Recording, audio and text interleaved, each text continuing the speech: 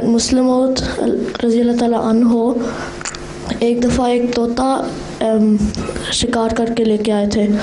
तो हज़रत मसीह मौद ने कहा कि ये हलाल है, लेकिन कोई एनिमल्स होते हैं जो खूबसूरती के लिए होते हैं, तो ये अब तोता हराम है या हलाल है? आप तो तुम बता रहे हो और मुझसे क्या पूछ रहे हो?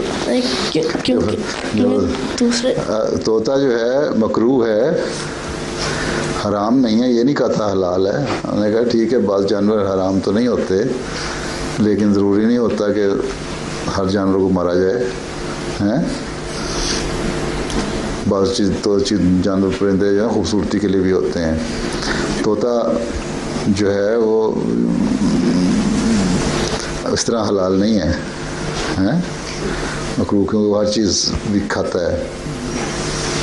दूसरा ये है कि वो जो वाक़या है, मेरा ख्याल है तोता नहीं था, कोई छोटी चिड़िया या इस किस्म की चीज़ थी जिस पे कहा था ये चीज़ें हलाल होती है हर चीज़, लेकिन हर चीज़ मारने के लिए नहीं होती, बाज़ चीज़ें हलाल भी होती हैं। वो तोते के बारे में था, चिड़िया थी, हैं?